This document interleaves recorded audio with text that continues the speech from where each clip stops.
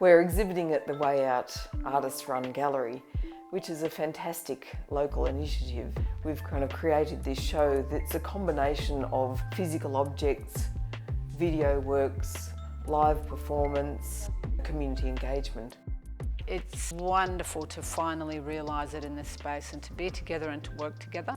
Plastic Free-Kandos is important for us in that it links the urban contemporary art scene through the Sydney Biennale to the amazing contemporary art scene that's developing in regional New South Wales around places like WAYOUT, ArtSpace and Cementa Festival.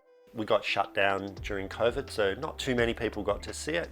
So we decided to take it on tour here to Kandos. It was great for us to be able to bring this work that was developed through the Sydney Biennale and share it here in Kandos. Plastic Free Biennale came about through an invitation by the artistic director of NIRIN, the 2020 Biennale of Sydney, Brooke Andrew. He was aware of the work that Lucas and I had been doing in the cultural and regenerative agricultural space. Brooke invited Lucas, and by extension me, to do a work in the Sydney Biennale that looked at the Biennale's environmental practices with a specific focus on plastic. We weren't plastic experts by any means. In fact, we had to do a lot of research to actually get to know something about plastics and where do they come from, what are they, what are plastics? The collaboration started with Kim and I and then expanded through the Biennale. Jundal was actually a student of Kim and myself.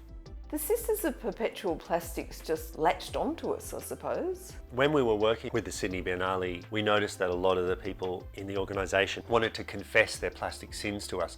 So from that, Jundal created this character of the nun, and Amber Jones created another character of the nun, Sister Ninny Nurdles, and Jundal is Sister GlitterNullius, and they would take people's confessions. Jundal has continued to develop that character. On your knees. She kind of hovers between forgiving us for our plastic sins and berating us. So there's a kind of a fear and terror that the audience members go through. My work is underpinned by our individual and our collective relationship with nature and culture. And when I say culture, I mean Aboriginal culture, but I also mean Western culture. Even Sister GlitterNullius's name encompasses her dual nature. So she's obsessed with glitter and plastic, the beauty of those materials, but the nullius represents terra nullius. It represents the dispossession, the colonisation of this land. I hope that Sister GlitterNullius allows space for all of us at times to be fragile, to be wrong, to be right. During the exhibition, we met Rox DeLuca. Rox DeLuca has been gleaning for plastics along the shoreline of Bondi and Rose Bay for quite some years. My art practice involves sourcing plastics from my local environment and threading the material onto long pieces of wire. At first, from a distance, it's very alluring and enticing. But of course, upon closer inspection, you see the poison that plastics are for wildlife and the environment. One day I found 150 at the beach on my own. Kim Williams, part of her work is creating the music and directing the creation of the song. Steering wheel and bumper bar, the dashboard of my car. Plastic here, plastic there, plastic everywhere. Working with the sculptural benches in the middle of the space, which operate as a kind of a hub or a social space where people can gather and talk.